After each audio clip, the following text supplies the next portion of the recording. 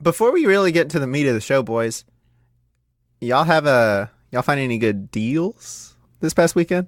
Oh wait, did you even introduce the show? No, we're not going to get into it yet. I want to know about them deals. What deals Did y'all save you got? some money? I mean, because I didn't really actively pursue any Black Friday deals and therefore spend money, I did save money in a way, but also I didn't because I did order stuff independent of Black Friday because I just moved. Escaping capitalism sounds like a deal to me, Trace. I got exactly two things. I got That Boy Paddington 2 for $6 All hell on King Blu-ray. Pooh. That's right. Wait, no. No, wrong bear. No. Wrong bear. That's the wrong bear. Hugh Grant is better. Then Ewan And I McGregor? also- Really? Y'all think Yes. Y'all think Hubert Grant is better than Mr. Sir Ewan McGregor? Jay, I swear, I will watch Christopher Robin this month if you promise to watch Paddington 2 before December is over. I cannot. Well, like, okay. You have to watch also something else and Christopher Robin because I'm not gonna watch Paddington 2 without knowing the setup from Paddington. So I gotta watch two Okay. movies. Okay, what do you want me to watch? Night at the Roxbury. Okay, I'll watch it. But I need to see that it's confirmed that you watch both Paddingtons first, and then I'll watch I'll it. watch why both why would you just take the trade of you watching Paddington's? Or is he watching Pooh and Night at the Roxbury? He's watching Pooh and Night at the Roxbury, and I'll watch both Paddingtons. I think Paddington 1 is on Netflix. No, actually, you know what? You know what? Watch can Peter also- Rabbit. You Watch can Peter also- Rabbit and Christopher Robin. Okay, I'll watch Peter Rabbit. You got it. Paddington 2. Oh, Paddington 2 is on HBO. Okay. See, I mean, Great. I want to. Well, I've been trying to get Lauren to watch it for a while, and now that I realize it's on streaming, we're gonna have to revisit it. Okay.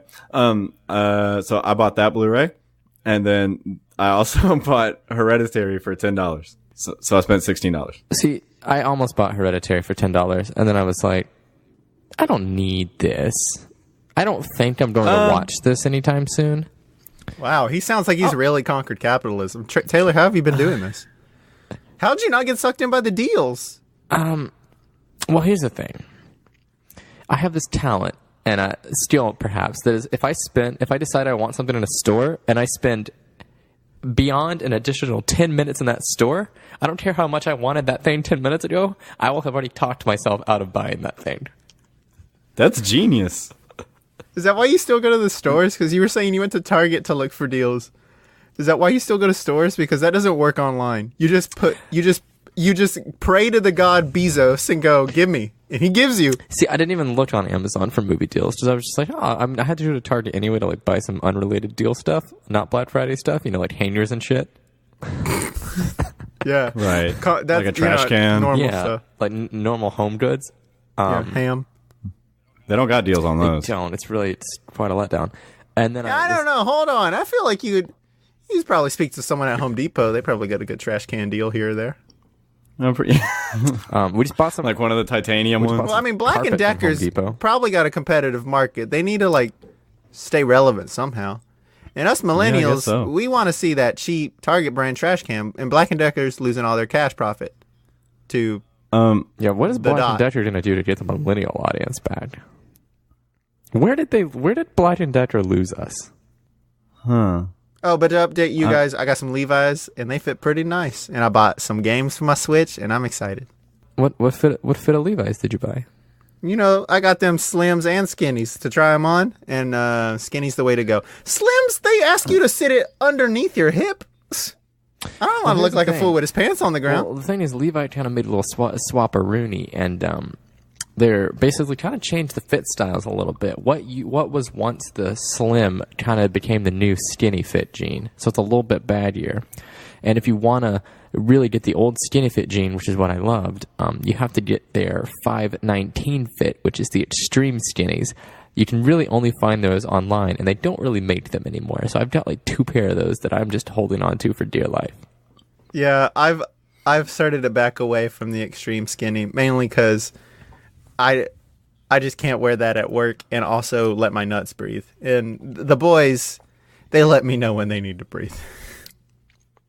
They tell me loud and clear. And everyone's like, what was that? And we're like, sorry, Let's folks. just say his dogs are barking. Let's just say his birds are cawing. Caw! Let's just say his frogs are ribbiting. Ribbit. Tell them to shut the fuck up, Jay. I will. I'm sorry. Come on, Stan, beaches, and welcome to your Obligatory Movie Podcast, a stereotypical show where three 20-somethings come together to record themselves talk about movies as a flimsy excuse to talk to each other. As always, I'm your buddy, your friend, your pal, your award-winning skin flute. I said skin. It says skin flutist in the note. You motherfuckers killed me. You son of a bitches. I made that edit earlier today, and I was really... Oh, man. Like Mr. Burgundy, I fucking read the prompter and did not look back. That was good. I'm joined by the Chippendale Cinema, Mr. Taylor Dvorsky, fuck him, and Trace Sever. Wow, that was pretty genius. It became a very meta reference to the movie. Yeah, you turned that around really well. That was incredible. My name is Trace, I'm Taylor. and this is us. And a penis joke already got me crying. That was a good one. This is the show, like I said, where the three of us come together each week to, catch up. We live in separate states, but to really just talk about movies, things we've seen throughout the week. But always in the second half of our show, we like to dive deeper into one film in particular. This week it is going to be Anchorman, The Legend of Ron Burgundy, which is tangentially related to last week's film of Hairspray, through Jerry Stiller having an uncredited cameo in Anchorman. Hairspray was previously related to, was it Zathura? Jackass 2. Jackass 2, which was then backwards from Zathura, right? Was it Zathura? Zathura feels like forever ago. It really does, actually. But yeah, that's the general point of the show. So before we can move on to Anchorman and talking about the rest of the things that we've seen this week, we need to pick what we're going to watch next week. And I believe it's Taylor, your turn to choose. Yes, it is my turn. Let me do one quick review on my choices for the next week. You really had a plethora of choices because this movie has quite a few cameos. I do. I got. Oh, I now remember what my two choices were. All right, cool. So first up, we can choose potentially to keep the news theme going and watch 1976's Network, directed by Sidney Lumet. Oh, shit. I've always wanted to watch that. Exactly, me too. Never seen it, and so this seemed like a great opportunity to potentially be watching that. Also, is it Sidney Lumet or Sidney Lumet? I feel like if we actually had fans, they would slay me on if I didn't know how to pronounce this. But I think it's Lumet. We're going to go with Lumet. But, what do I know? In my opinion, who cares? Cool. All right, so Network is an option. Your second option to choose this week is, as Jay said, there's a wide number of great cameos in Anchorman. I'm going to hone in on Judd Apatow's cameo and also give you the option of watching Funny People. I hold that Funny People's a good movie. Funny People is a good movie. Huh. But I also like when we do like subject matter relations too. That's kind of fun. I'm going to go Network. This is an interesting choice that we've been given. I think I'm also going to pick Network. Just to stray from the path a little bit, just because I feel like Funny People is maybe too in line with the stylings of Anchorman. I mean, they're different movies, obviously, but they have, they're within the same crowd. Taylor, is Network easily available? Just to tell the folks at home so they know. It is on Amazon Prime. Oh, that's beautiful. Well, there you have it, folks. Next week's pick is Network. So be sure to check it out before we drop this fire gem next Friday. Before we move on, though, I just wanted to do a quick shout-out to my guest myself and Podiant and the internet. Because now you can find little chapter markers in the episode description, whether that's Apple Podcasts or the app I like to use is Overcast. It has this great feature where you can like skip the silences in shows, and it kind of helps you get through a podcast a little quicker without disturbing the flow. But yeah, I think that'll be useful in this show going forward, specifically in this episode too, when we get to talk about a certain magical franchise, so that you can listen to our show and not really worry about spoilers. Go ahead and make use of that feature, and while you're in there, maybe drop us a review. Just get that plug in. But yeah, so we're on to what we have been watching this week. Taylor, you'll take it away because everything you watch is no way related to anything that I've seen. Cool. Me either, except for one of them, which I haven't seen in a while. Sweet. I have not much to say on them. Anyways, okay. First up this week, I watched Cam, which is the new Netflix thriller. It's a Blumhouse production, and stars Madeline Brewer of Handmaid's Tale. And she plays Alice, who is a cam girl, which is like a form of pornography. Cam girl who finds that she. I don't know. I don't know. How would I know? Oh, what, Taylor? You're a godly man married under it's not allowed. A holy covenant now. So I only see one woman, and her name is Jesus Christ. I close my eyes when I'm around any other woman. That's the old Mike Pence way. Makes driving very difficult. Well, not if we do what we're supposed to do and not let women behind the wheel. This is becoming my right-wing propagandist podcast. America first. Bring back our jobs. Bring back our fucking jobs. Let's go to war with Iraq. What do we want? Coal mining. War. When do we want it? 9/11.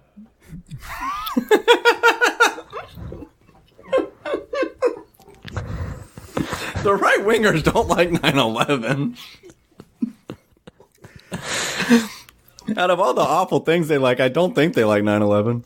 Well, I don't think they like it. You just never forget it. Remember when Mark Wahlberg said that he could have stopped 9/11? Did he say that? He said something to the effect of, if I was on that plane, things wouldn't have turned out that way. And then he apologized for the remarks. Oh, Mark. Mark. You and your funky bunch couldn't have stopped those planes.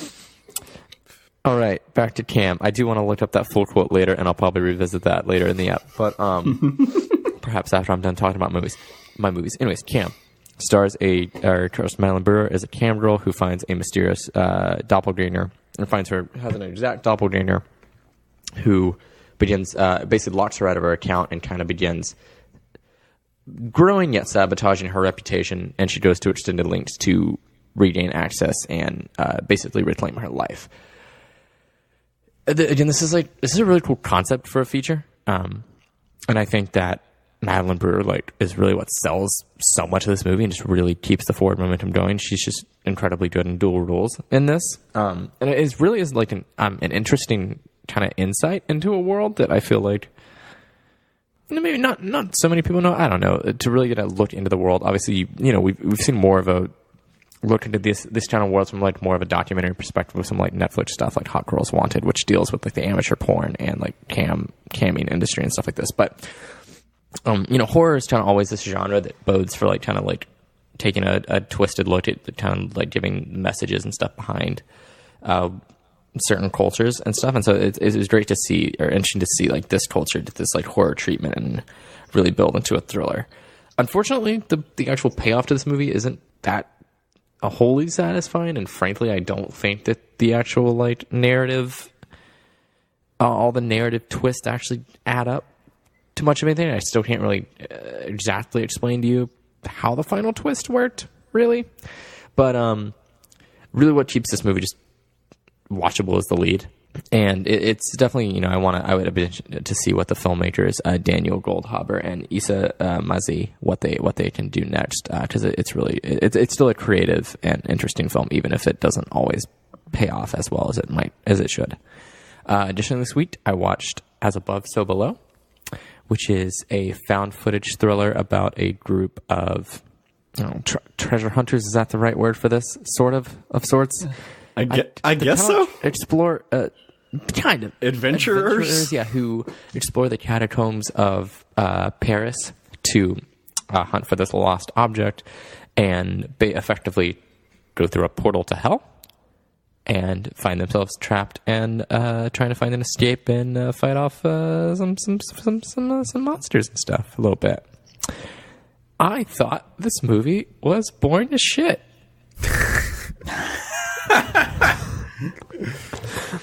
And I don't have anything else to add beyond that besides that, just like for me at this point, this movie's a couple years old, so it's not recent, but like for me, also just found footage is like such a derivative thing to me at this point and not something that I'm really interested in watching at all. And I think this movie really stretches the boundaries sometimes of like keeping the camera rolling to beyond any believable way. And I just think the found footage can be so inherently unwatchable a little bit. And yeah, this is, it's from the same filmmaker, Drew Eric Dowdle, who made Quarantine, which was the English language remake of REC, REC, which is a series of Spanish films. And the first one in particular is kind of one of those films that really got the found footage, one of those like really important films in the found footage kind of like growth and genesis. And that one's great. But for me at this point, I feel like by the point that this movie was coming out, this whole concept and style was just pretty tired. And this movie did absolutely nothing for me. Oh, he actually also directed the Waco miniseries. Ooh, and he directed the Poughkeepsie tapes, which is another found footage film that is actually pretty genuinely creepy. Trace, I know you actually said you liked this movie, so I just want to hear kind of your thoughts on that real quick. Well, I commented on your Letterboxd review and just said, Taylor, this movie is good.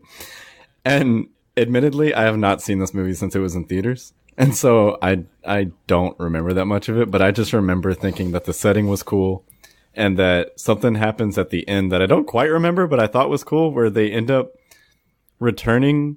This is a spoiler for the movie, but who fucking cares? Returning to the surface, and it's like they're like upside down and they have to go through the ceiling. Is that what happens? Yeah, they're basically like, when they escape, spoilers for this. Hey, use the chapter markers that I will include in this episode to skip ahead to when Taylor talks about Dawn of the Dead. But basically when they escape the catacombs, they basically just go through like a sewer grate, but it's like an inverted world to escape, and so you basically see them like climbing out of the ceiling, which is the ground, and it's kind of a cool shot.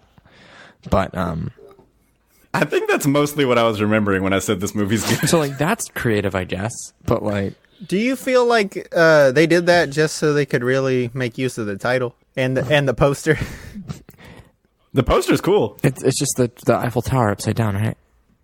Yeah. I mean, pretty dope. But they couldn't do that if they didn't do that scene. So they had already made the dope poster, and they made the director do that scene. I just remember thinking there was some neat, creepy stuff in this movie, but I would have to watch it again. The mind forgets. Yeah. My mind forgets many things. I have shit memory. So, I was pretty bored. Also this week, last thing I watched this week, side note, I was supposed to see the new Lars von Trier film, The House That Jack Built, and I had a ticket to see it last night. And then I got out of work late, and I couldn't make the screening in time because my work was over an hour from the theater. Damn. So L.A., y'all. Sucks for you. I didn't get to see that new nihilistic Lars. Yeah, but from what I could tell from some of the people on Letterboxd, you weren't really missing out on much. Nah, and I honestly expected I was not going to like the movie, but it was a curiosity thing, I mean, I guess. I don't get it. I don't get why people clamor to see a movie just because a guy. Like, I don't know what Lars has done other than a bad sex movie from a couple years ago. Well, for me, and people are still excited to see this new movie, even though the last one he did or last two, I guess, were bad. See, the thing is, well, actually, his last Melancholy is not bad. No, I mean, he had two parts. Yeah, those aren't. I don't like Nymphomaniac. Melancholy is not bad. Didn't like Antichrist. Haven't actually seen any earlier Lars von Trier. For me, it's less about the Lars von Trier of it, and more about the shock factor of the violence of it. Mm-hmm. Like I admittedly am that kind of viewer where I'm just, if I hear that something has a really intense shocking violence, I'm like, well, I gotta see if I can handle it. Gotta prove that you're a man. Do you think you would ever see a movie where you're like, this is too much for me, and like I got to walk out of the theater right now? Probably not. Yeah, because if you paid money for it, I'm not leaving. Yeah. I don't know what would have to happen in the movie for me to be like, I can't handle this. Although I do admit I refuse to watch Cannibal Holocaust anytime ever in my Honestly, life. dude, I've tried to watch that movie twice, and I was bored as shit both times, and I turned it off. Really? Yeah. I saw one of the animal killings, and I was like, okay, that's not that fun to watch. But also, this movie's pretty boring. And I heard it's pretty, like, it's more disturbing by the end, so maybe one day I'll finally make it all the way through that movie, but I've tried, and I haven't been able to do it. Let's watch it together at Christmas. Okay. After we get our tattoos?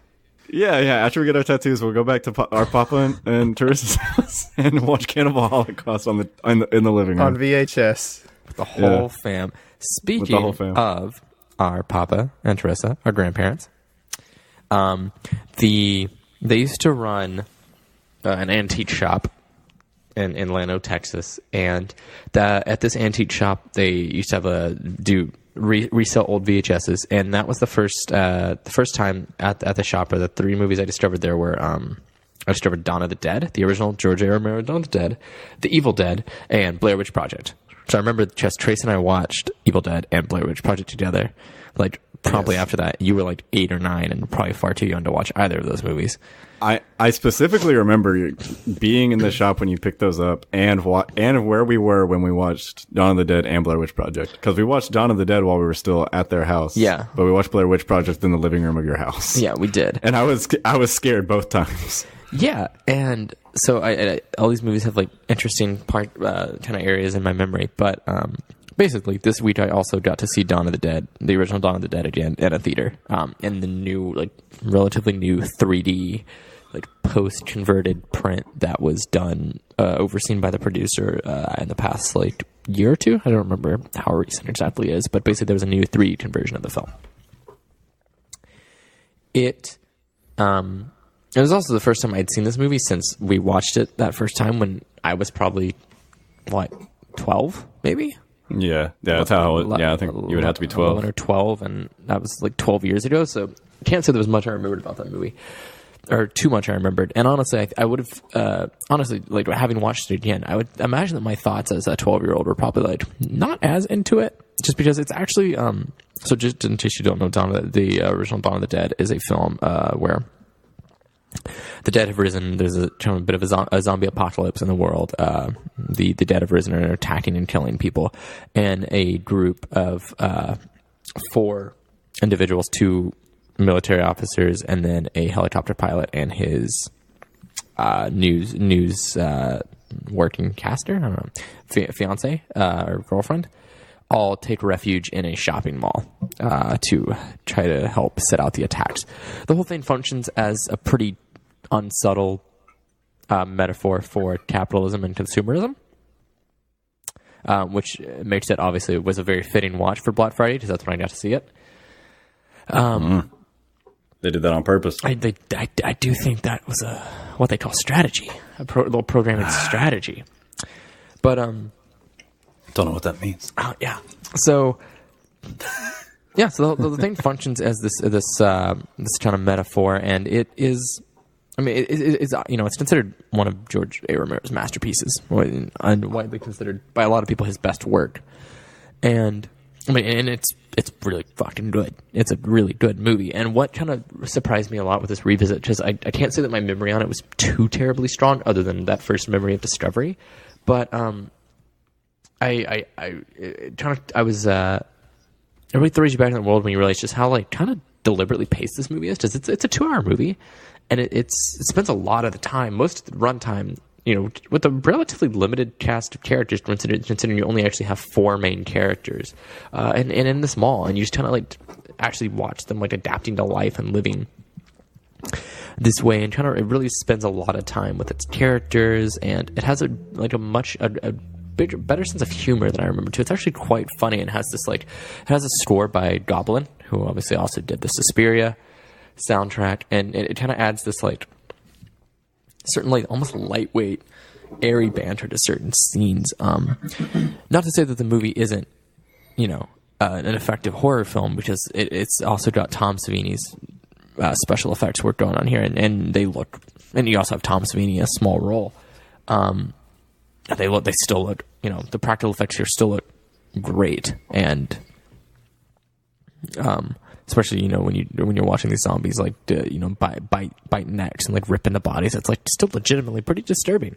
But I was also interesting to see like this is definitely like back when before zombies themselves really became these like, I feel like in recent years the actual gore effects towards the actual zombies themselves have been so amped up as these like decomposing dead, but this was all still very much like these definitely just looked like human actors with like this with makeup to create the dead appearance. And so it's before this you really got this like super intense kind of before this gruesome zombie look. And this is also back when zombies were just shuffling slowly versus full bore running that you get in the Zack Snyder remake of this film, which definitely has a much more kind of high octane, fast paced energy, which you'd expect it's a Zack Snyder film. But I've actually been wanting to now give that a revisit. But yeah, basically, as far as the 3D conversion of this goes, it doesn't add that much, but it does utilize it for some interesting depth stuff, and actually kind of managed to turn some of the shots into like more of like a interesting gimmick shots that still that are kind of effective. So yeah, and again, like this is there's a reason this movie has the reputation it does, and it's really it's very engaging and actually gives you characters to care about and follow. Has Ken Foree in a great leading role, and yeah, it's considered one of Romero's best for a reason. Sounds like a good movie liked by many. I do believe it sounds like this movie will stand the test of time. Let's hope. Oh, but also before the screening started, they had they had the audience to compete for a Dawn of the Dead hoodie. They had a marshmallow eating contest. Who won? This little kid. He didn't. He didn't actually eat the whole bag of marshmallows. No one did. Thank God, because I didn't want to see fucking motherfuckers vomit up marshmallows right before I'm about to watch a zombie flick. So this kid won the hoodie. His dad and his mom brought him. He had already seen Dawn of the Dead before. Oh, that's dope. Were you proud? Yeah, I was like, go fam. Go fam. Speaking of fam, I want to go ahead and do one of my movies because I know the second movie I watched is going to take up a good chunk of the latter half. I made it out to the theater during the Thanksgiving break with my wife and my little cousin. We went to go see Ralph Breaks the Internet. The film, the sequel to from a couple years ago, Wreck-It Ralph. 2012. What? 2012 is when that movie came out. What the fuck? Dang. How did they take that long? It didn't feel like it had been that long. I mean, I'll tell you, watching this movie, you can kind of feel that. That makes a lot of sense. So the film follows Mr. Wreck-It himself, Ralph, and Princess Vanellope as after Ralph causes a arcade customer to break the steering wheel of Vanellope's game, both the duo have to venture into the internet to try and figure out a way to get a new steering wheel for her game before the owner of the arcade unplugs her game and ships it off for repair. So of course they go and meet your lovable internet things like they see Snapchat and they see YouTube and Facebook. I know what those are. And you heard of a little website called the Electronic Bay. The what? The Electronic Bay. The old. You heard of it? Would I know it by a different name? eBay. In certain circles, really, I mean, it's on the up. It's really blossoming these days. I've heard it's trending up. Stocks are up for eBay. Yeah, if you want to get on the eBay dream, it now is eBay. I've heard of that, but I don't really know what it is. It's where you can, according to this movie, you have little internet men go in there and try and sell pictures of cats and arcade steering wheels, and people just bid on it. So the problem with the movie is it's very much like a kid's movie in the sense that it gets distracted very quickly. So like 1 second, Ralph and Vanellope are in the eBay and they're bidding on the thing, and the next thing they have to accomplish another objective and another objective and another objective. And at some point you go from them looking for the steering wheel to like a 20-minute thing about Ralph looking through hate comments on the fake YouTube because he's become an internet star. And then after that, he's dealing with like a DDoS attack, but it's really about his insecurity because him and Vanellope are like, he's scared to lose his best friend. it's a wild ride, and it's like it's fine. I really do love. I'm a sucker for like any reference and shit, and that's probably why I love the original Wreck-It Ralph so much. But what the original Wreck-It Ralph does that I think Ralph Breaks the Internet doesn't really do as strongly is it makes those references, and then just after the first 20 minutes, it just is its own movie and it's its own thing. Whereas Ralph Breaks the Internet doesn't really feel like that. It feels like it's trying to say stuff about the internet, but it all, like in the way it relies so heavily on eBay, is somewhat outdated, and it's not really up to date in what the way the internet really functions now, and they don't seem quite so in tune with everything that's going on. Was it before or after they started excessively talking about eBay that gave it away? Hey, there's pop-ups too. There's a whole pop-ups thing. Oh, I know about those pop-ups. Those pop-ups, they're annoying. But click on them. Let me tell you, those pop-ups are a bitch, my friend. Wait. Especially, let me tell you. Especially when it's some of that pornographic content pop-ups. Taylor, tell me about it, buddy. Don't even joke, guys. Man, that'll wreck your day and also make your dad have to spend a lot of time clearing all the viruses from your home computer. But it wasn't because you were looking at porn. It was actually because you were illegally watching movies on the internet. You kind of wish it was porn, so at least maybe your dad would be more proud of you. I don't know. That sounds like a personal anecdote that got switched into being a general comment. But the real shining star of the movie is there's a scene in, I think it's in some of the trailers. I try to avoid the trailers. Where Vanellope runs into a myriad of the Disney princesses. And it seems like it's the only time the directors really had a clear, concrete idea of something that they wanted to say, in which they're kind of talking about like joking and riffing and really being behind these Disney characters and wanting to see more of them like Vanellope, who are unique and strong in their own way. And it's very energetic. Like the relationships between the princesses is really fun. And they do this wonderful thing of, I haven't seen The Princess and the Frog, but The Princess in there's a moment where all of them relax and get cozy and like are wearing pajamas. And it's this great subtle hint. And they also do it with like the Brave character and Mulan, in which the Princess and the Frog character has natural hair. And it's such a small moment, but it's a nice detail that they do that they didn't have to do. And they feel like they really breathed new life into each of those characters, even though they are only in the film for like 10 minutes. It's honestly a 10 out of 10 scene in a 6 out of 10 movie. Okay. See it with kids though. Also, I just want to point out, I saw it with the Waco crowd and a bunch of children. And let me tell you, my cousin kept asking me questions while I was watching this movie. I cannot be a parent because he just kept like, "Hey, what's that?" I was like, "Shut the fuck up. We're in a theater. Respect." What kind of questions was he asking? Like, what's eBay? Like, no, he's like, "Hey, that's eBay." I was like, "Yes, I know." and then like, that's eBay. They're going through the internet and like you see Snapchat. And he's like, "Hey, you see that Snapchat?" Yes, I'm watching the same fucking movie. Nah, but he's a good kid and he had general questions. He was having a good time. Those movies I was cool with the kids talking and like my cousin talking because like they're just enjoying the theater and like it's for them. But the guy next to me pulling out his phone, dude, some respect. What's funny about that is the exact reaction that the people making the movie wanted to get out of the theater audience, was for the extent of the joke to be, "That's Snapchat. I know what that is. That's Facebook. My mama uses that." Also, I just wanted to ask, I looked at the cast list and it said Jason Mantzoukas plays Hey Nong Man in this movie. That's a comedy Bang Bang thing. And so I don't know if you would recognize Jason Mantzoukas' voice or if there was any character named Hey Nong Man. I would recognize his voice, but I would not remember a single character's name unless it is Ralph and Vanellope. Okay, I just wanted to see if there was some kind of explicit Hey Nong Man joke in the movie, but I guess there's not. There might have been a moment in there where someone said, "Hang on, man," and I thought he was just telling him to hang on.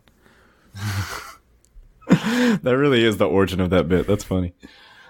All right, me next. As usual, I watched way too much shit because I got too much time on my hands, I guess. So we're just gonna pummel through these so we can get to the wand waving and the magic stuff. Let's see. I watched The Ballad of Buster Scruggs, the new Coen Brothers movie on Netflix. It's a Western anthology. 6 stories, lots of stars. Coen Brothers really can't do much wrong. Like, I don't know, like, you go into watching this, like, you're pretty much getting what you expect with the Coen Brothers. It's very funny. It's also very sad and nihilistic and kind of depressing by the end of it. But it's very enjoyable. I think it runs a little long. I think it should have been maybe 5 stories instead of 6. As the stories progress, they get longer and longer. It kind of peaks out in length at the 5th one, which I think is nearly almost 30 minutes or so. I think they should have cut one of them.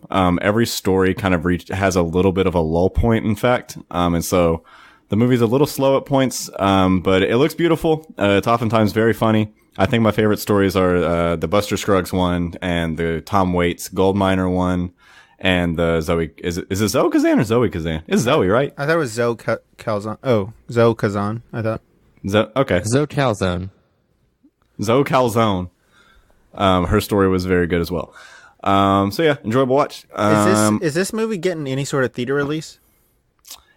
Actually, when I went to see Suspiria, It was there. I was playing at that theater. Are the Coens, and excuse me, I forget this. Are they the ones that did Hail Caesar too? Yeah. Okay. I was just wondering. I never saw that. I want to, but I don't think you would like Hail Caesar, Jay. But please watch it. I'd love to hear your thoughts. Let's see here. I also watched Pirates of the Caribbean, Dead Man's Chest, because Annie, my girlfriend, just started rewatching all these out of impulse for some reason, I guess. they're good movies. At least the first two. Yeah. So I caught some of Curse of the Black Pearl with her, but I kind of sat down and watched Dead Man's Chest while doing homework with her, and this is a good movie. It's nonstop shit happening the entire time, and there's so many like neat, inventive action sequences in this that have this element of slapstick that are combined with these really enthralling, just really kinetic sequences of action that create a great tone for what these first 2 movies at least are and why they made them great. And I know Johnny Depp sucks now, which we'll talk about once we get to Harry Potter. But he sucks both professionally and personally. But I mean, he really sells Jack Sparrow as a really funny character. I'm tired of Johnny Depp's entire shtick now. I don't think he's good anymore. But this kind of exemplifies a period when he was at his peak and doing what he does best. I saw Instant Family.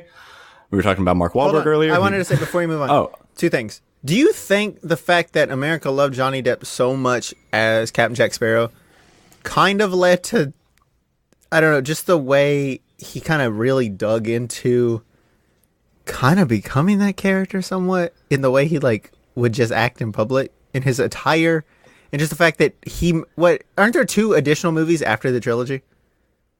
Yes. Yeah, there's 5 movies. That's fucking insane. The other thing I wanted to say is I remember watching this one in the theater, and when Barbossa, is that Jeffrey Rush's character, shows up at the end of this movie, I remember losing my mind. And that was maybe one of the first times I had ever done that in the theater. I was like, oh shit, the guy from the first one. It is a good end of the movie, Captain actually. Rocky Barbossa, yeah. Now that's a good one, Taylor. That's pretty good. But can you imagine Sylvester Stallone in one of these movies? Actually, yes, I can. That'd be good, right? Because he showed up. Wasn't he in Guardians of the Galaxy? Yeah, I was going to say, it'd probably just be like his cameo in Guardians of the Galaxy, too. I could imagine him in one of these movies. Pretty dead on, actually. I saw Instant Family, which is the Mark Wahlberg, Rose Byrne adoption movie. And How was it? Got exactly what? How was it? I got exactly what I wanted out of it. I mean, Did it make you feel good? yeah, it's feel good. It's actually pretty funny. Mark Wahlberg's good. Rose Byrne is good. The kids are good. It's a good time for the family. Except Rose Byrne does say fuck at one point. So don't. So almost a good time for the family. Just cover them ears. Yeah, cover the ears. Which Do you know the timestamp? Do you know? Yeah, when did she exactly drop the F word? Well, here, let me do my calculations. Let me see. 1 hour minus 42 plus 7. You boys ever eaten at a Wahlburgers? 4, 7, 2. No, I think they're only in like the Northeast, right? If you take the B I had and it the for the J. first time at the Toronto airport. If you take the How was it? That was a little underwhelmed. I don't know if like the Wahlburgers and the airport is lesser quality than the old brick and mortar establishments, but I think there's some Wahlburgers around here. We don't have Sonics, but we do have Wahlburgers. 46, 7. No, I don't know the timestamp. Oh, okay. Well, at least you tried. I also watched Nancy on Canopy. Oh, who did that movie? Oh, a little company that I like to call Samuel Goldwyn. Is it Pictures or Films? Is it Samuel Goldwyn Films? I don't know. I worked at Goldman Sachs. Oh, that's right. See, I was like, I don't think that's the right name. I could have sworn it was Goldman Sachs. All right, Goldman Sachs did this movie. My bad. I don't know where I got what I was talking about from. Yeah. But hold on, is it Goldman Sachs Films or Goldman Sachs Pictures? Yeah. Or movies. It's cinemas. It's actually Goldman Sachs Cinema. Oh, okay, great. Well, that's what I watched. A little bit of cinema. It's got what's her name? Andrea Riseborough. Andrea Riseborough. Yeah. Yeah. And Steve Buscemi and one other person. Who's John Leguizamo. Well, not him. He's also in the movie, but not him. Ann Dowd. Yes, that's who I'm talking about. And then what's up, Taylor? And then who else is it? Oh, and then J. Smith Cameron, who just got nominated for an Indie Spirit Award. Oh, for what? For the supporting actress role. And the director, Christina Cho, got nominated for Best First Screenplay. Oh, you sound like really? you're invested in this movie. You know, maybe I did a little something on it. What'd you do for it? You said, Goldman Sachs. We just, we did a little bit for talk to a couple people. Maybe talk to a couple people on the phone. Yeah. Maybe had a couple phone calls with people that were involved. Yeah, and did some stuff with the movie. Okay. Sounds like Goldman Sachs. Sounds like bias to me. It sounds a little bit like bias. What did you think of the movie? I don't have an opinion. Wait, I was about to say, Taylor, are you allowed to say anything bad about this movie? I would just refrain from saying anything about it. I would refrain from saying anything. Well, I don't have that much to say about it. I think it's a solid, quiet little psychological drama. I think all the performances are good, but that Steve Buscemi pretty much steals the show for me. I think he's fantastic. It doesn't build to as much as I maybe wanted it to, but I liked it. I don't know if I got that much out of it, but I do think it's solid. That's really all I have to say about it. You know, I haven't seen this movie, but I think Trace might be an outlier. I've heard nothing but rave things about this film. The lead actress, the supporting actress, the lead actor, the supporting actor, the director, the studio behind it. I heard they're all doing a bang-up job, and everyone deserves an Oscar. So well, I heard the director got nominated for the Indie Award. I heard the cinematographer got a Vimeo award. I heard Steve Buscemi, he got a Nickelodeon's Kids' Choice Award for Nancy. Damn. Yes, one of the orange balloons. Did he get slimed? He is scheduled to get slimed when the event takes place. Damn. He said he'll do it shirtless. You heard that, folks. Get your ass in the seat or in your couch and watch Nancy. It's good shit. That's right. I have very similar thoughts on the next movie I watched called Lean on Pete, in that it's a quiet drama that I solidly enjoyed, and that I also think Steve Buscemi steals the show. Does he play the horse? Yes, he plays Lean on Pete. That's the horse's name, by the way. The horse is Lean on Pete. That's like the full name of the horse is Lean on Pete. I always his thought the full horse name was is named Lean on Pete. Well, and he's like your friend to lean on in times of need. Well, that's what I assumed also. And they do just call him Pete, but his full name is Lean on Pete. That is his name. Also, so does Steve do like the full, like, does he like spend the whole movie on all fours, or is he just voicing the horse? So it's him and Christian Bale in it's one of those two-person horse costumes. Yeah, and Steve Buscemi's the butt actually. Because Christian Bale just has more of the physique for the front part of the horse, but they needed Steve Buscemi's voice for the ass for the horse. They were just always like, Steve, you looked like a horse's ass. Yeah. Yes. I know Christian Bale really loves to get into his roles. Do you think he also forced Steve Buscemi to do the same? Like, do you think when the horse shits in the movie that Christian was like, Steve, fucking shit right now? No, actually, well, no, real dedication here. Have either of you ever seen the movie? I'm sure you have. I've actually watched the movie. If you're familiar with the work, The Human Centipede. Yes. Okay. Christian just really wanted to channel the real full horse experience. And, any carrot that he ate, he wanted Steve to feel too. So are you saying that Christian Bale made Steve Buscemi eat his poop? That is, in so many words, yes. That's exactly what I'm saying, actually. Well, if you ask Christian, he really just did, he ate the carrot and his body did the rest of the work. He didn't really decide. It was a physical performance for sure, It's yes. a physical performance, yeah. Right. Okay. That takes a lot of it. Like, it's a very unconscious performance. That takes a lot of work out of an actor to do that. He actually got a YouTube Gold Play button for his Oh wow! Yeah, that's a most prestigious award. They're giving that to Orson Welles next. I almost said Orson Wilson as if I was combining Orson Welles and Owen Wilson. Anyway, good movie. I watched Madeline's Madeline just a couple hours prior to recording this. I was also on Canopy, and I've been wanting to see it for a long time and heard rave things about it, and so I was excited to watch it.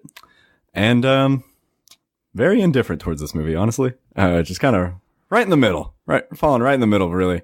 I think maybe leaning more towards not liking it. It has that style of filmmaking where it's based more on emotion than traditional narrative. It's very fragmented. It's very broken and choppy and hectic and claustrophobic. And there's not a traditional plot to follow.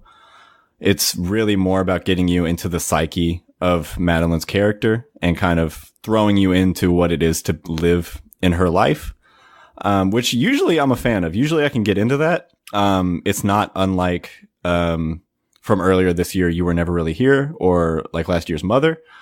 Unfortunately, purely on the scale of these kinds of movies I like and these I don't, this is more of a Mother for me in that I did not really like it that much. So you're saying if you like Mother, you'll enjoy Madeline's Madeline? Is that what you're saying? Yes. Honestly, yeah. Oh, maybe. Did you like Mother? I actually loved Mother. Yeah. Okay, I did not care for Mother that much. But I did like You Were Never Really Here, which is also similar in style. So I just the deconstruction of the traditional form here just didn't feel as poignant for me. It felt just kind of shallow, and I didn't get the emotion of Madeline's character. I didn't kind of get the plight of the movie. And I appreciate the ambition and the experimentation of the movie, but just a lot of it just kind of fell flat for me. And it didn't connect with me the way that I was expecting it to or wanted it to, really. But I do recommend, obviously I'm kind of in the minority on this. A lot of people have been praising this movie to hell. It's been getting rave reviews. So everyone else will probably enjoy this a lot more than me. But for some reason, it just didn't click with me as much as it has been with other people. I still want to see it. I want to hear if you like it. And then the last movie I watched, which I just watched right after I watched Madeline's Madeline, which, by the way, even after seeing the movie, I don't understand the title, but I do like the title. I think it's a cute title. But I watched The Prowler. Oh, this movie fucking rips. Yeah, Taylor recommended me this movie a long time ago. It had to have been a couple years ago at this point. And I just never watched it. And now I just finally got around to watching it just because it was on Shudder. I just said, fuck it. Needed something to do while we were waiting to record. And I think it's okay. I think it's okay. No. I think there's a lack of any character to care about or any actual interesting plot or situation, really. But there are some instances of really effective, well-sustained tension. And the gore in this is fucking incredible. Tom Savini did the gore for this as well. And the gore is enough to recommend this movie. There are some awesome kills in this movie. And the scene where, I don't even remember her name, but the blonde woman is is running down the stairs from the Prowler. I'm sure you know what scene I'm talking about, Taylor. And she's just trying to get out of the building. That's a really good scene. Lots of good tension in there. So there's good stuff in it. I just wish it had more interesting plot dynamics and characters to not make it feel like such a slog when there's not stuff happening. You ever seen Friday the 13th, the final chapter? No.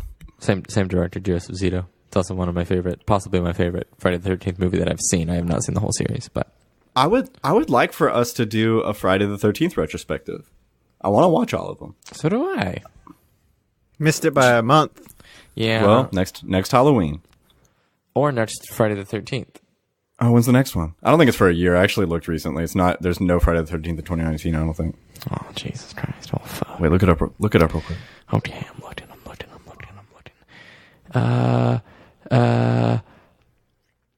God damn! I will have one in June in 2020. Oh, good. Oh, wait, there's one in September. Oh. There's one in September, which is literally 1 month before Halloween. Oh, that's perfect. Okay. There's also one in December for feeling spooky. Next December, not this December. All right, great. So in September, we're gonna do a Friday the 13th retrospective. Look forward to it. Is this the kind of strategy and planning you wanted, Jay? Yeah, it's good planning, guys. It's very well in advance. Very forward thinking. Okay. I also watched 4 more movies. Jesus Christ. Fuck, dude. What the fuck? God, I thought we were wrapping it up. No. I could have gone a lot longer on the ones that only I had seen, though. But now this is going to turn into an entire conversation. So everyone just buckle in. Buckle up. We're going to spoil some shit. Keep track on the chapter pages, baby. Let's go. All right. So do we want to do this chronologically? Because I watched chronologically, my man. I watched these completely out of order. I watched fucking Fantastic Beasts first, and then Deathly Hallows second. Well, let's talk about Fantastic Beasts first, because I think the other 3 might just be also tangentially related. And so, well, let's just talk about Beasts. Okay. Wait, did you watch? Oh, you watched Half-Blood 2. Never mind. Okay. Yeah. Jay, you go first. Okay, so I need everyone, Taylor and Trace included, to understand that the Harry Potter universe is my shit. It is my Star Wars. It is my Star Trek. It is my Marvel Cinematic Universe. It is my Lord of the Rings. It is my favorite film experience anytime I go into the theater. I have so many wonderful, fond memories of reading Harry Potter, seeing Harry Potter, leaving school early for multiple movies. I think a couple with Taylor and his mom as well as with my mom. Seeing multiple midnight releases, getting a special theater premiere preview like 2 days before it came out for Order of the Phoenix. Like, this is my thing. I like Fantastic Beasts, The Crimes of Grindelwald, but I am very aware the movie is not good, guys. I know it's not a good movie in terms of being a movie, and I know it essentially, almost, kind of, sort of, really definitely does shit on some canon, but I can hold out hope because it also is not a complete movie. I said in my Letterboxd review, at best, this movie wastes your time for like 2 hours and 15 minutes. Like at best, it just kind of does some magic. It waves its hand in front of you to distract you for 2 hours and 15 minutes, says a couple Harry Potter universe words to go like, ooh, shit. Does a little sparkle tricks. And at worst, it literally destroys the very most important and heartwarming chapter in the entire Harry Potter franchise by its last line. It can make Dumbledore a just nothing more than a geriatric liar who manipulates Harry Potter throughout the entire series. At worst. But for me, I still had a good time watching the movie. And when it was done, I felt good. It isn't until like a day later, reading people's reactions, listening to multiple podcasts. Like I've spent maybe 6 hours outside of the movie reading and listening to reactions about the movie and going, oh yeah, I guess so. But the entire time, I had a good time. Jude Law is dad. Eddie Redmayne is pretty good. And the Nifflers are cute. But J.K. Rowling cannot write a fucking screenplay. She does not. This is the only time she has not kept a movie or book, I guess, self-contained. And it's a serious issue. You can go ahead, Trace. Okay. This movie fucking blows. This movie sucks ass. This movie's so fucking bad. I couldn't believe it. Jay, I'm in your camp. This is my shit too. Harry Potter is way more my shit than Star Wars or Star Trek or like Marvel or anything like that. So Harry Potter is very much my shit. And I hated this movie. I hated it. This movie is so long and so fucking boring. Aside from the fact that it completely gets rid of so much just like long established canon in the movies, not even just the books, but in the movies. Nothing happens. Nothing happens in this movie. There's happens. Literally nothing. It doesn't have a climax. No, it doesn't. There are so many instances in this movie where there were characters on screen and I had no idea who they were. And any characters that I did know who they were, I had no idea what their goal was. I had no idea what Newt was actually doing the entire movie. I don't think Newt knows what he's doing the entire movie. Well, that brings me to another thing about this whole thing. How is Newt even the main character of these movies anymore? He's not. He's not. It's not the point. He's not the point, and I'm very confused by it too. Yes. Like, he has nothing to do with what's going on. Like, he is so far removed from all the Grindelwald stuff and all this, like, shit that is so much bigger than him. And I thought this franchise was supposed to be a goofy dude, like, collecting animals and stuff. No. But it's so not anymore. But apparently J.K. Rowling has confirmed that Newt will still be the main character going forward. And I just don't understand how that is going to work. I do like that you mentioned that J.K. Rowling cannot write a good screenplay because she can't. This is an awful screenplay. It's a bunch of running around in circles and then it leads to nothing. You're right. There is no climax. There's kind of a climax, but all it is a group, evil wizard meeting. Hold on. Let's table right here because I want to say we're just going to talk about spoilers now because I want to be able to talk about spoilers. Like you got our opinions, so just skip the chapter to Deathly Hallows Part 1 if you don't want to hear spoilers. But feel free now. Yeah. There is kind of a climax, sort of. It leads to something because throughout the entire movie, pretty much like when I say nothing happens, I don't even mean like there's action happening. It's just not a consequence. I mean, there's not even like, it's just people talking in a room most of the time. It seems like they're talking about nothing for the entirety of the movie. There's barely any like wand work or anything or any like magic going on in this movie. It seems like.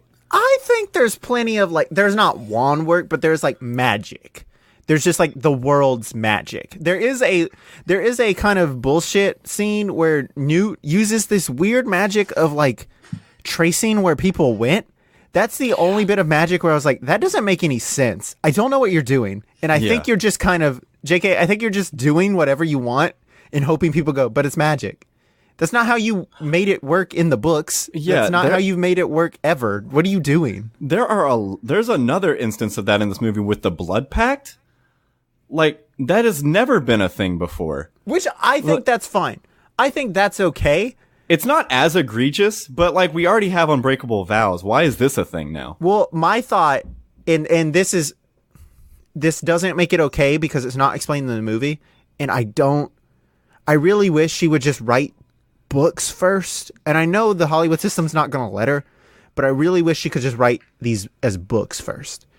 But my thought is maybe the like Blood Pact is because unbreakable vows don't exist yet. Or do they mention those at all? Not in they this do movie. because the fucking comma guy, he's made an unbreakable vow. Oh, okay. So I don't understand why they didn't do that.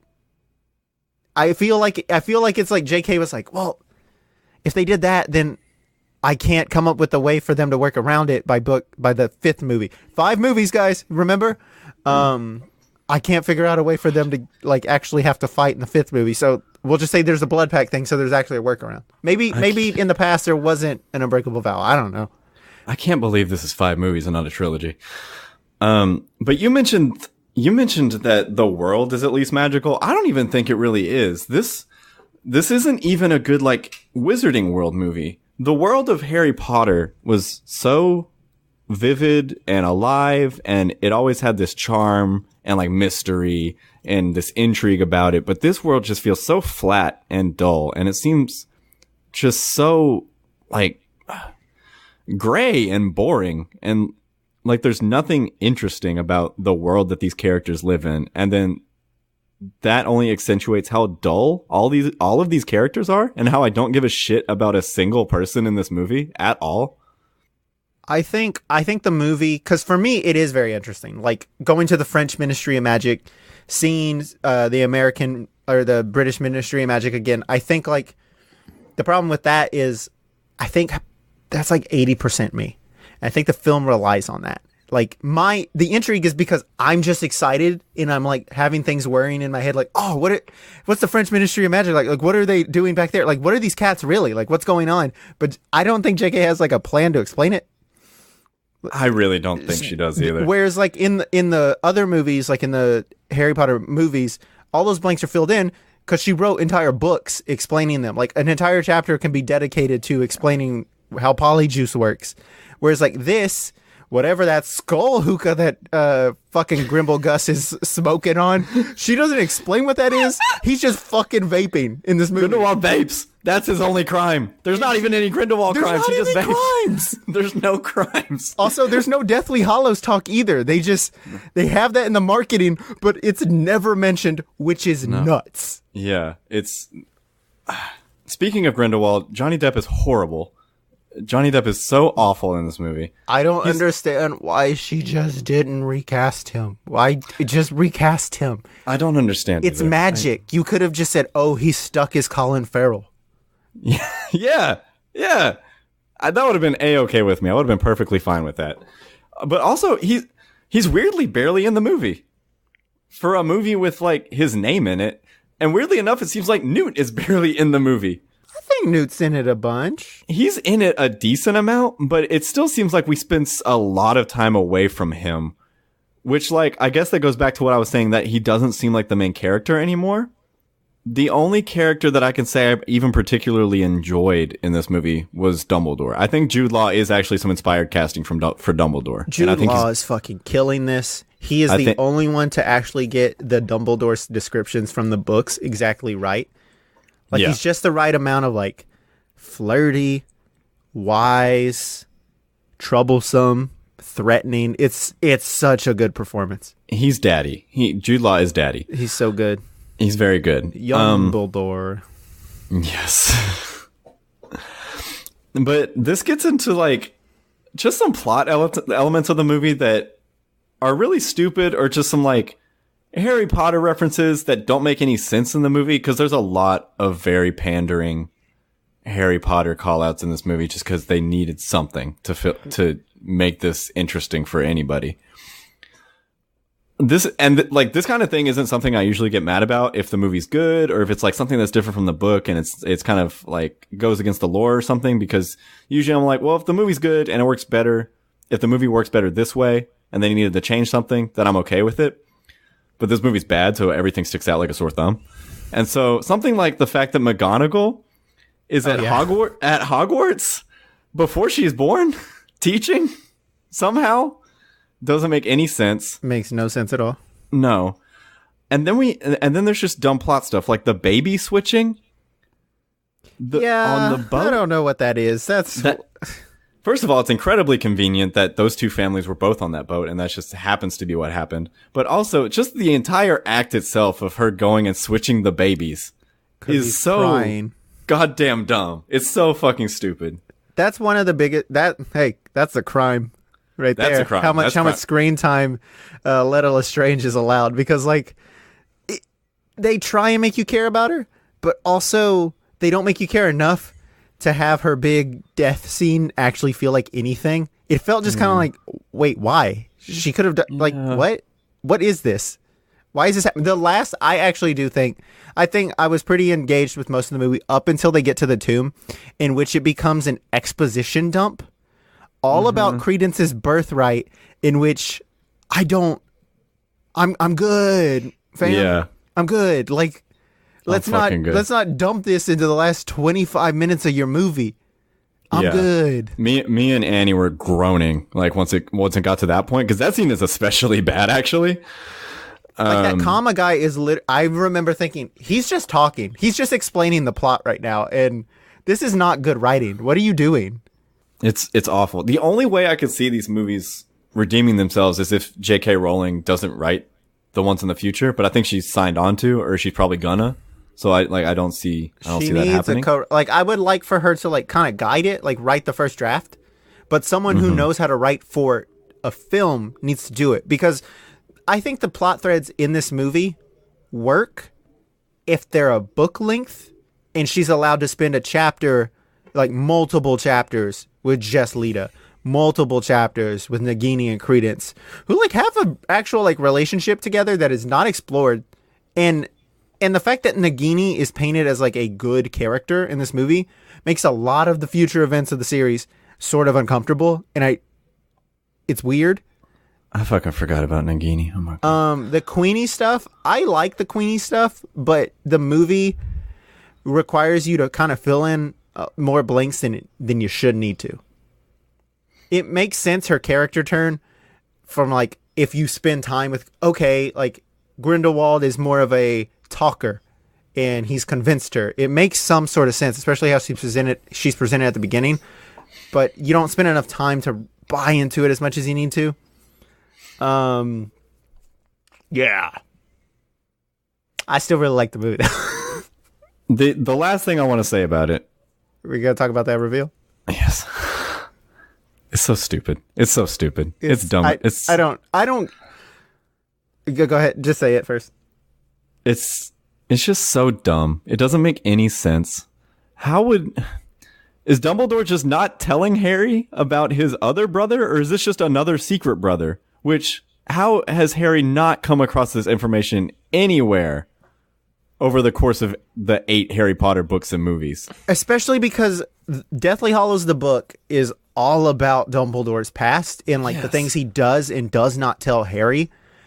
And so the King's Cross chapter in which Harry dies and like has a conversation with Dumbledore, and Dumbledore's like revealing all about his life and coming clean and like talking about his failures as a man and as a wizard.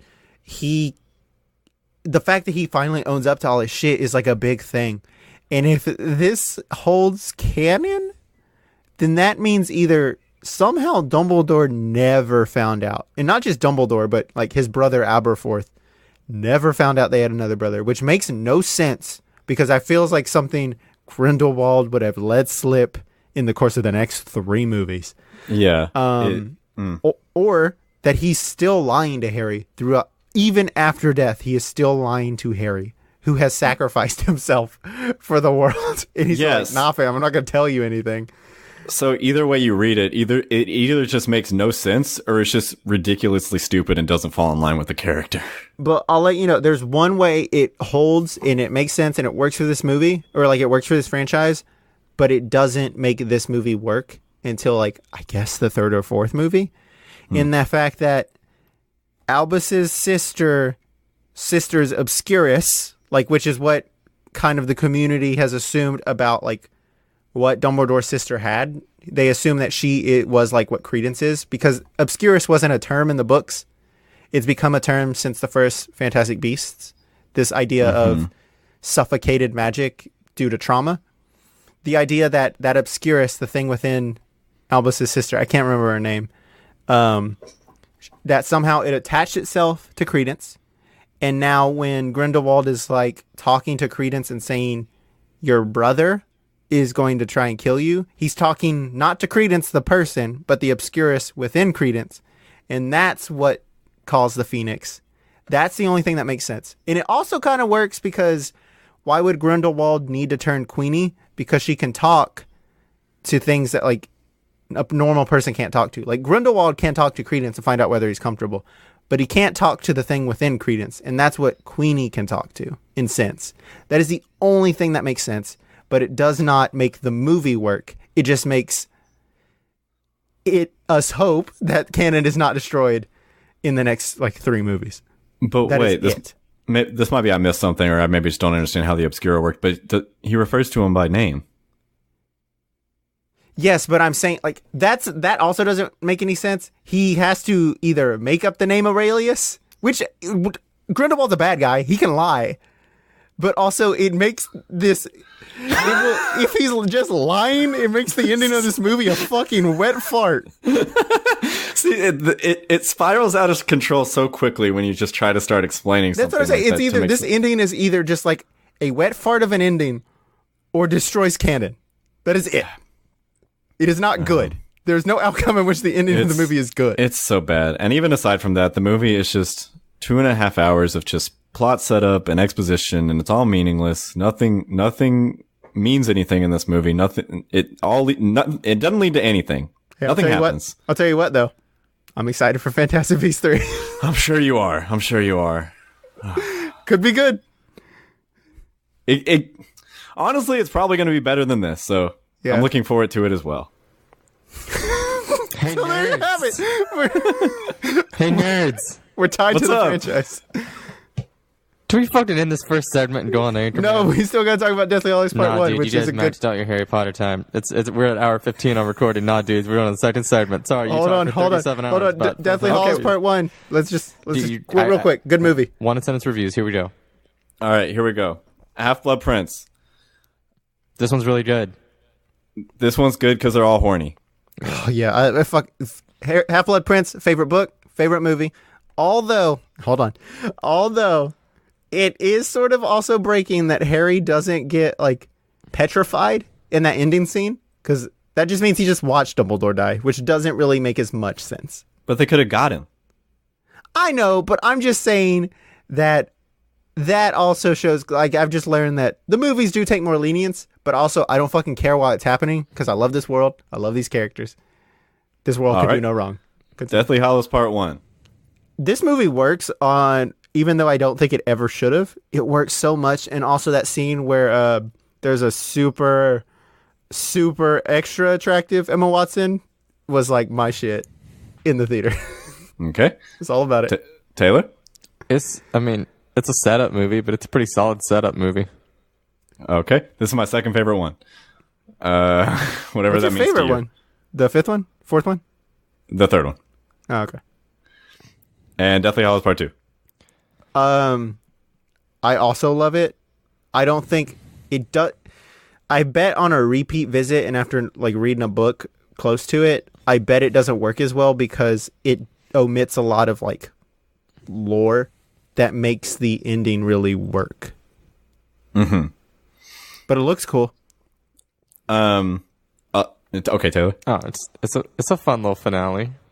Okay. It's just like, I mean, it's just like the first part is all set up, and the second part is just like all the payoff to the setup. It's just like basically a giant action sequence almost. Right. So the fact that that part 2 is entirely about them fighting Voldemort and the big evil and everything is kind of why I'm a little disconnected from it actually, because I realized that all the Voldemort stuff in this movie and all the kind of like, you know, plotty, like we got to defeat the evil kind of stuff actually kind of bores me.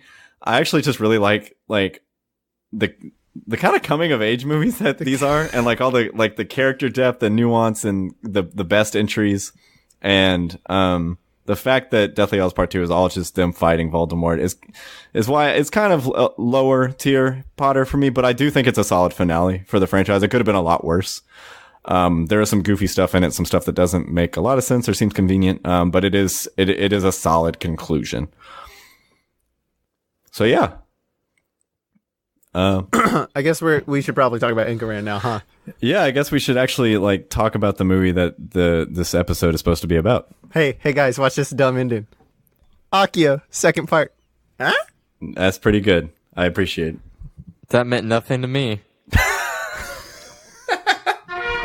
There was a time when people believed everything they heard on TV. This was an age when only men were allowed to read the news. And one anchorman was more man than the rest. Good evening. I'm Ron Burgundy. Welcome back to the second segment, folks. Sorry that we ran so long in that first segment, but you needed to know where to find those fantastic beasts. We just had a lot of Potter talk. We had potty mouths, huh? I don't get it. Potty mouths? I just remembered that in the first segment, you read the word skin. Still feeling good about that one? That was pretty ingenious. Yeah. The fact that it worked. That's more the thing is I just threw that in as an aside edit hours ago. I'm just like, he's gonna notice this well before he reads this intro. Definitely didn't.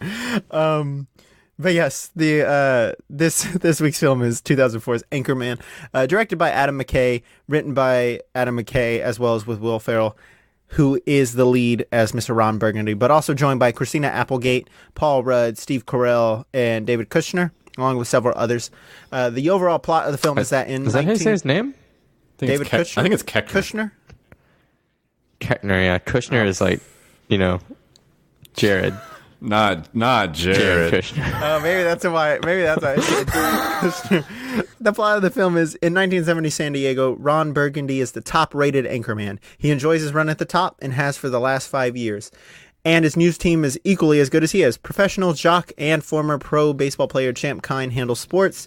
The curiously dim-witted Brick Tamlin, who's a few channels short of a cable subscription, handles the weather. And ladies' man Brian Fantana handles the on-field reporting.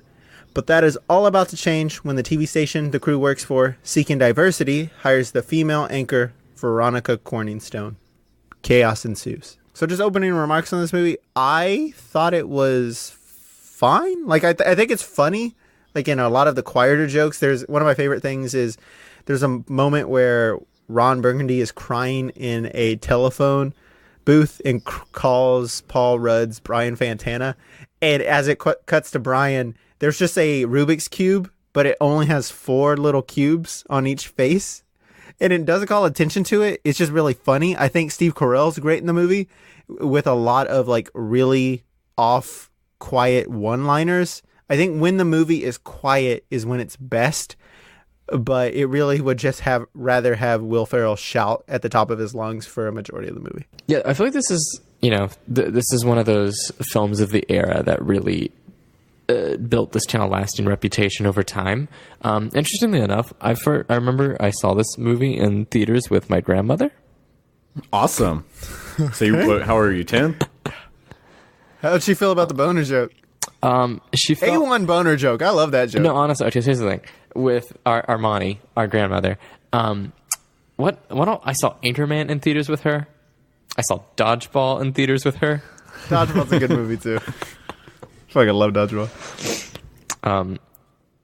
We saw Spy Kids 3D Game Over.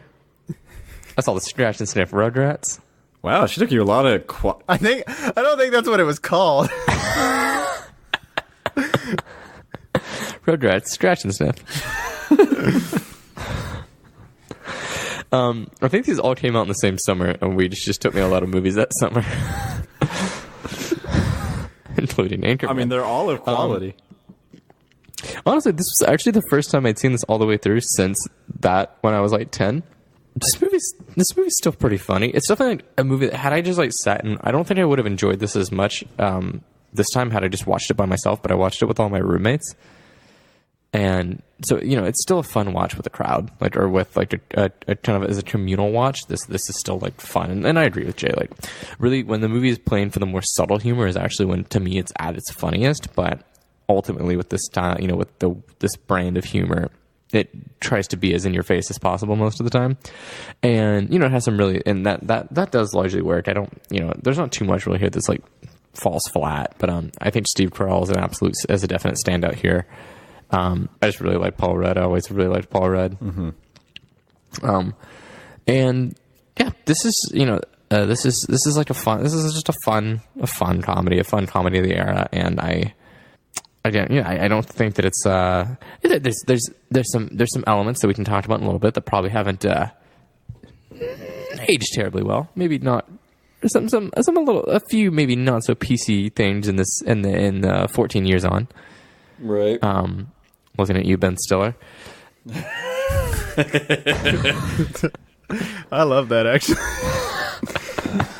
But and I also couldn't, when it got to that scene, I couldn't remember if this was the one that went all out with the cameos, and then I realized it was the sequel. And that leads me to me, because I have stuff to say about this movie and the sequel. So I had never seen Anchorman until I got a little bit older, and because it was when the second one was coming out, and I decided I would see the first one before I saw the second one, obviously. So I watched it, and by that point, this was when a lot of the one-liners of the movie and a lot of the big jokes had already kind of been ingrained into like the popular zeitgeist of the internet and everything, and like you kind of saw a lot of the lines online as memes and stuff, and I had heard a lot of the big jokes already. So even the first time I saw this movie, it was kind of just fine, really. I don't think it's that consistently funny. I agree with you guys that a lot of the quieter moments are definitely where the movie shines brighter. A lot of the Will Ferrell just yelling things is not very funny, but mostly just because the things he's yelling aren't funny. I think it's less that the fact that he's yelling isn't funny, it's just the things he's saying aren't very funny. Well, I think the movie thinks the joke is the fact that he's yelling. Yeah, that makes sense. Because the things that he's saying, it's just like, it's funny because it's random. It's like the beginning of that phase of like random humor is funny. Ha ha, tacos XD face.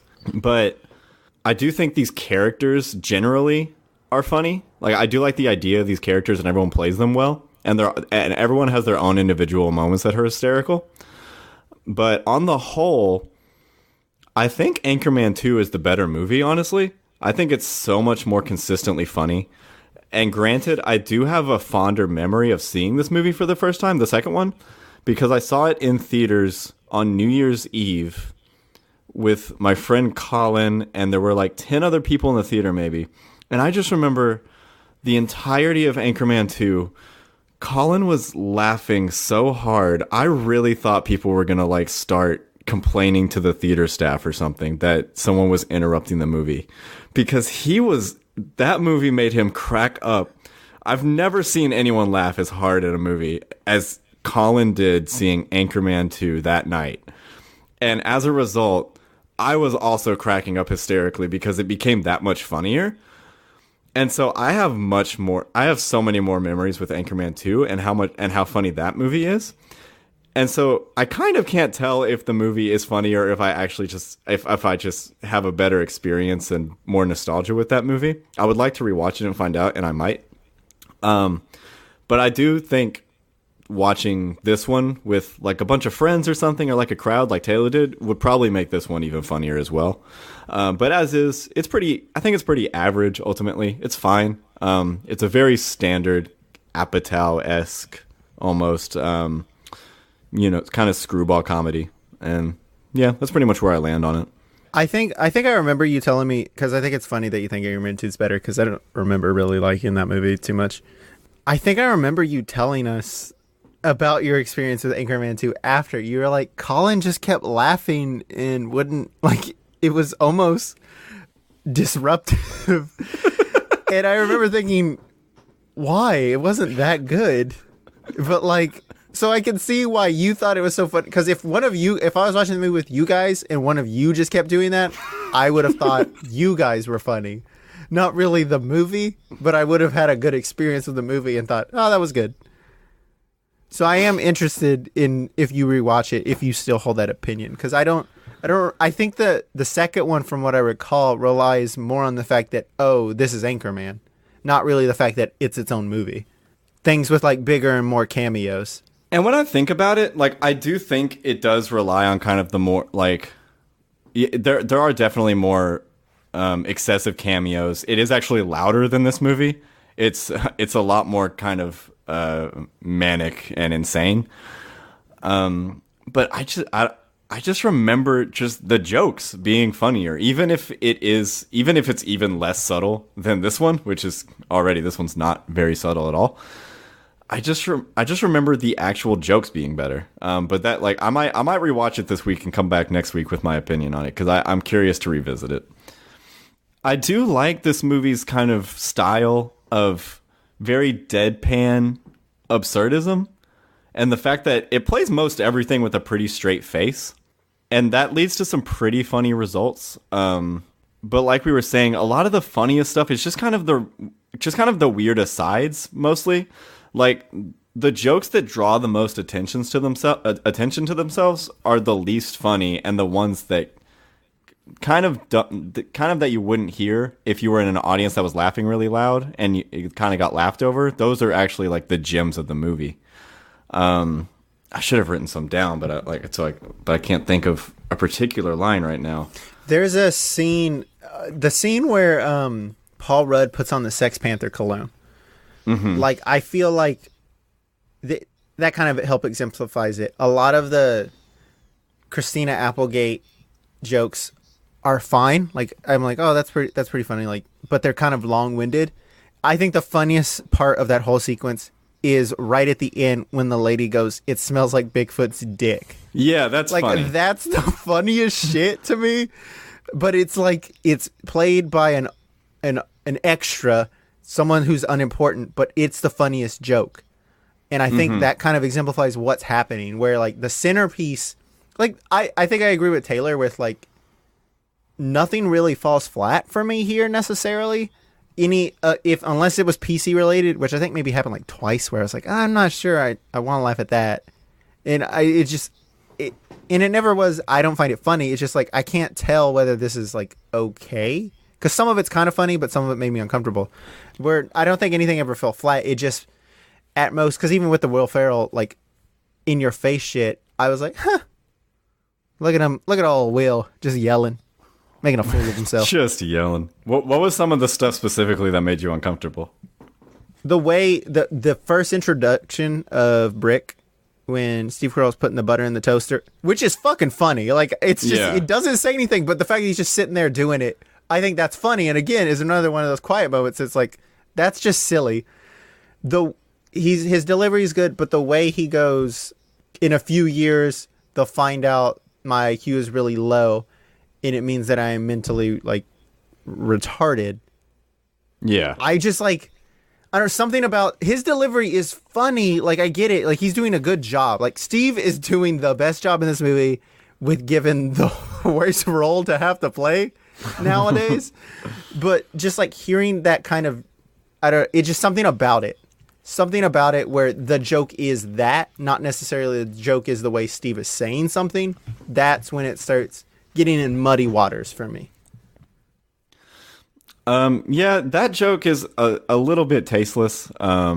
It definitely now provokes more of kind of a surprised reaction than a laugh. Just kind of like, oh yeah, I forgot that we just said things like that 15 years ago. It doesn't taint the movie that much for me.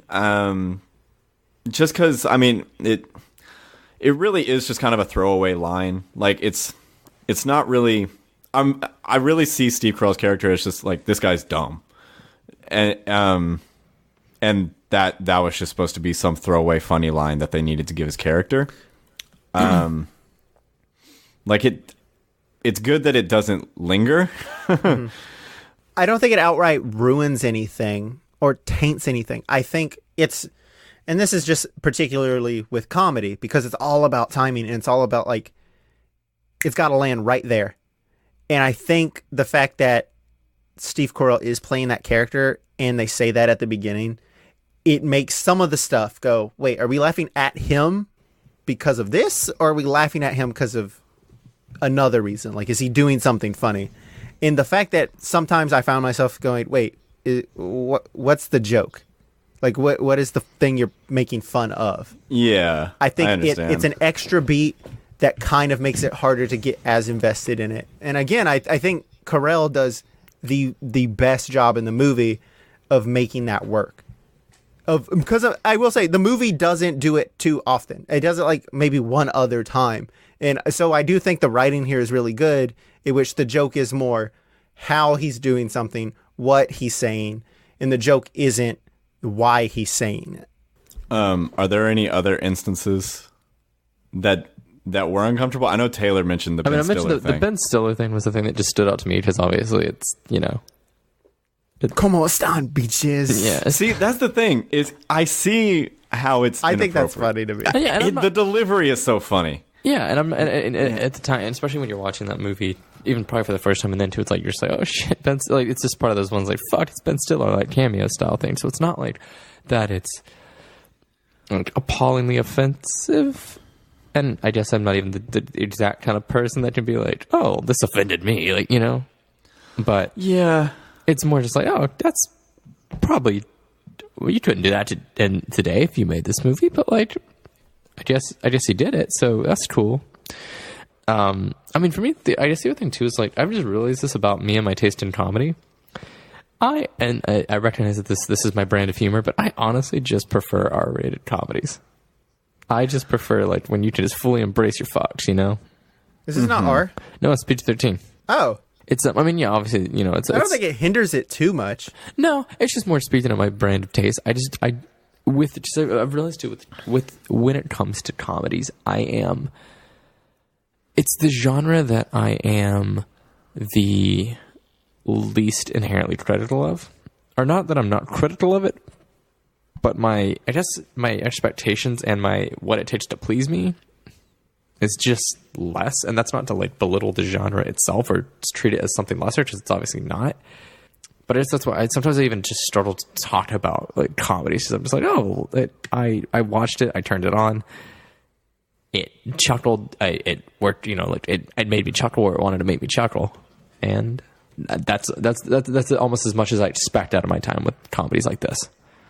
Well, yeah, definitely for a movie like this, like I really don't have that much to say about this movie, honestly, because that is what I expected to get out of this, seeing it again. And, I mean, that's what I got. Like, it made me chuckle. It's not as funny as maybe it would have been if I had seen it prior to it withstanding the test of time over the past 15 years, the way it has. Which, speaking of which, why do y'all think this movie has survived the way it has? Because I think just some of the lines are funny, even though they're not really jokes. Like, I didn't realize how many things are in here that have survived. Yeah. The two that stick out the most are when he first meets Veronica Corningstone, he goes, I'm kind of a big deal. And I've heard that a lot, and I didn't realize this was one of the first times that's probably, like, that's where it's coming from. And then also the scene right after the gang fight, which is funny. Like, I like that scene. I like that people keep showing up. I think Vince Vaughn's a really, like, one of the best cameos in this movie. He's doing a great job with what he's working with. One of his is also Dorothy Mantooth is a saint. I forgot that's in this movie, and then that escalated quickly. Like, that got out of hand real fast. Like, I think because those are also, again, just like kind of just said in almost earnestness. Like, they seem like something, if you were in that situation, you could potentially say, because it's not a like well thought out joke necessarily. It's just a reaction. Yeah, but like, and like at the same time though, like watching this movie, that stuff actively, like, especially like that escalated quickly thing, that makes me actively not laugh at it, actually, because I see the meme on Twitter too much. I'm pretty sure I saw it on there today. And so, like, I'm at this point, I'm like kind of tired of seeing that and hearing that, and like Stay Classy and stuff like that. Yeah, I get what you're saying. Like, it's less like it's this far on from release, and with this like culture of memification, how many elements this movie have become that it's like, rather than be like laughter, you're just like, oh, it's like, oh, that meme. Yeah, that was it. Cool. That was the meme. That was the joke. Cool. I saw it.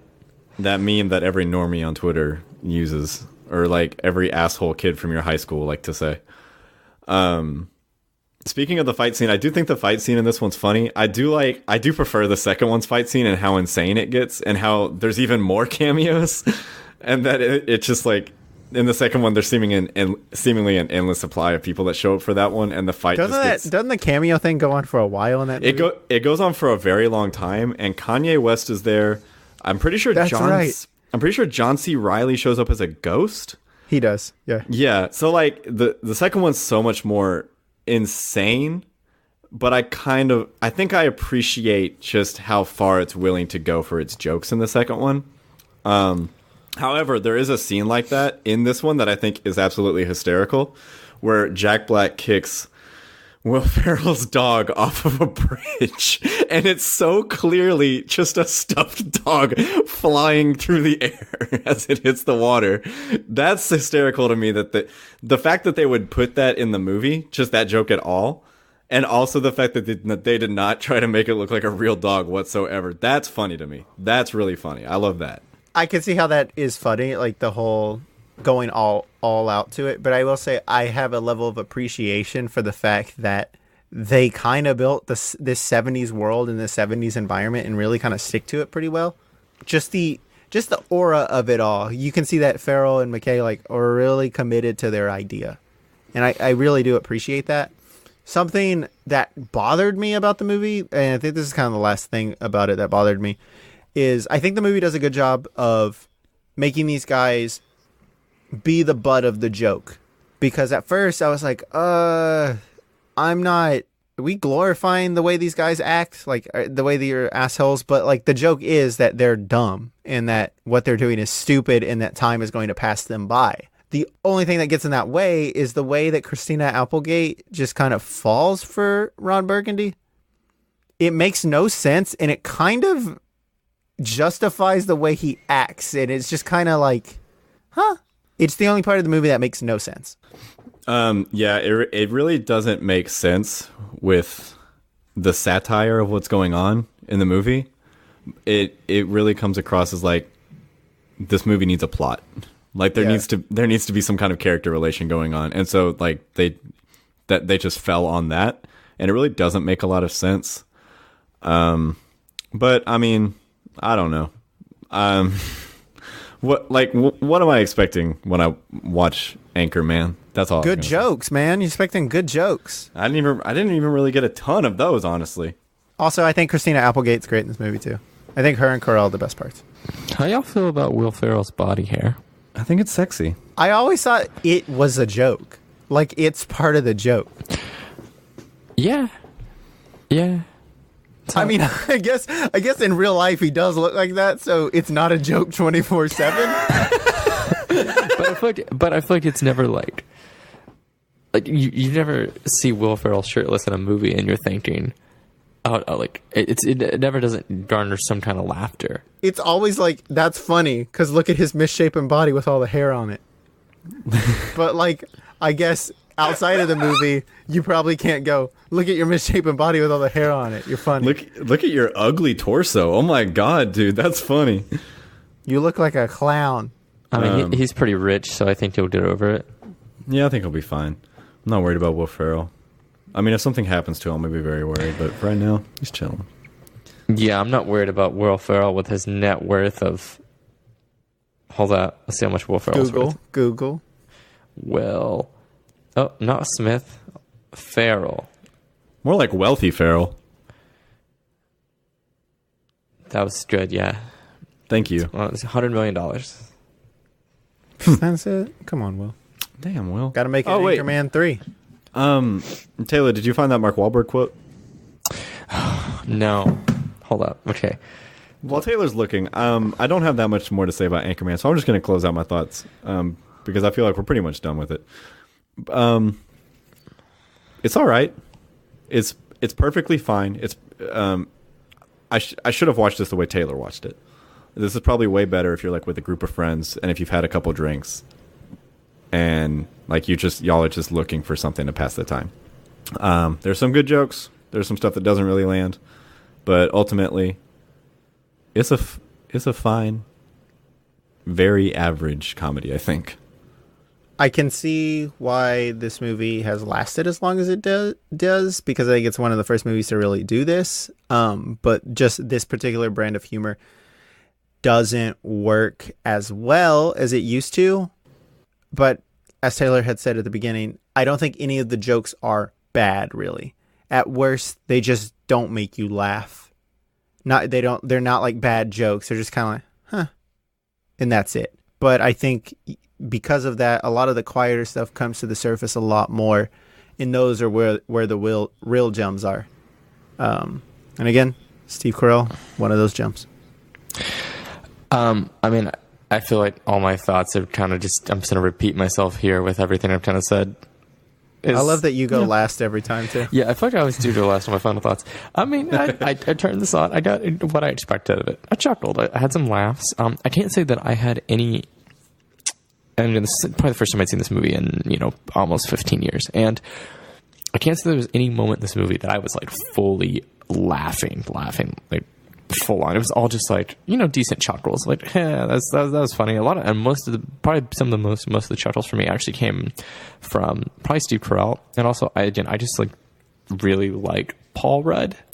So Paul Rudd just being a presence in a movie and just doing anything, always just I just enjoy myself.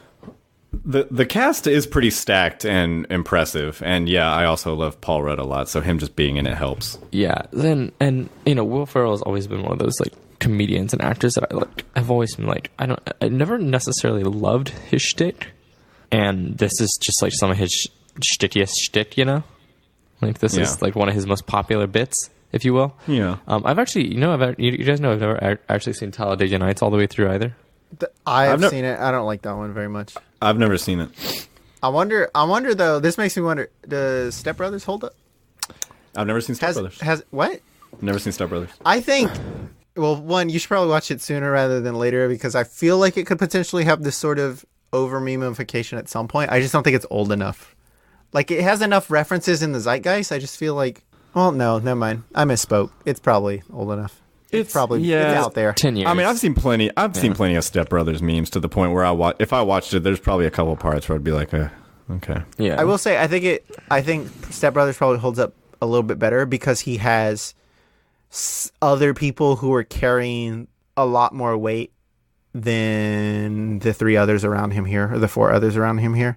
Like, they're all carrying a good amount, but I think it's more 50-50, 50-40, like, especially with Adam Scott and John C. Reilly. And oh, shit. I do love Adam Scott, so maybe I do want to watch Step Brothers. Adam Scott's a gem. So that's that, folks. As always, you can follow me on Twitter and Letterboxd at your buddy John. You can follow the show itself at Obligatory Pod on Twitter and Letterboxd. And Instagram. And Instagram. Or not Letterboxd. Instagram is what I meant. Leave us a rating and a review. It really helps us out. Hit us up. Just let us know what you want from the show. Any suggestions you have for films. Shoot us a DM. Just come talk to us. Also there will be links to all this stuff in the description of the show that you can just kind of scroll through on Apple Podcasts.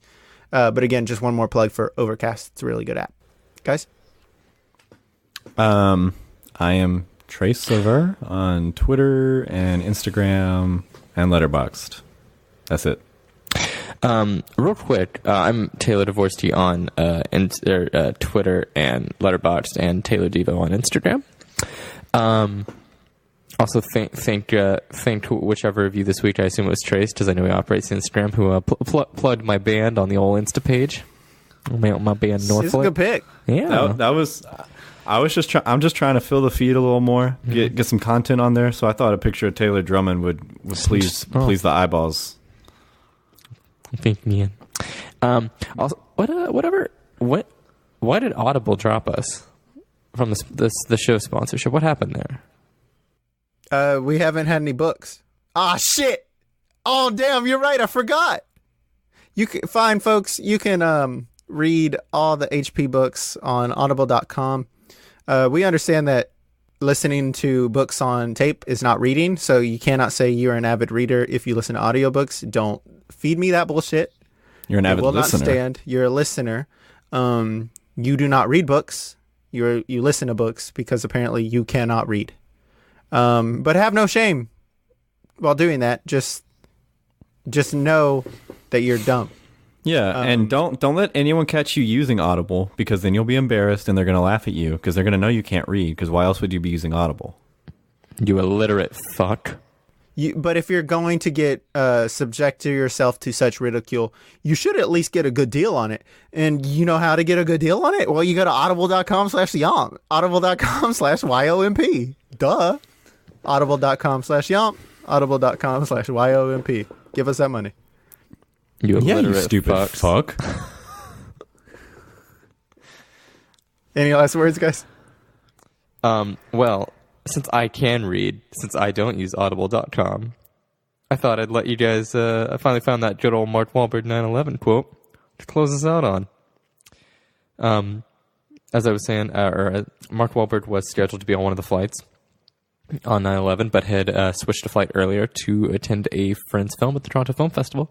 And in an interview with New York Magazine, on being scheduled to be on one of the planes that crashed into the World Trade Center, Marky Mark says, "If I was on that plane with my kids, it wouldn't have went down like it did. There would have been a lot of blood in that first class cabin, and then me saying, okay, we're going to land somewhere safely. Don't worry." The balls on Mark Wahlberg. Gosh. I love him. He's so fucking dumb. What a... Gonna land this plane right at your closest Wahlburgers. Oh, fuck. As always, I'm John Romo. I'm Trey Savard. Well, I'm Taylor Dvorsky. You stay classy, Internet. Gonna find my baby, gonna hold her tight, gonna grab some afternoon delight. My motto's always been, when it's right, why wait until the middle of a cold, dark night, when everything's a little clearer in the light of day, and we know the night is always gonna be here anyway. There we go. Dumb Mark Wahlberg. Dumb man.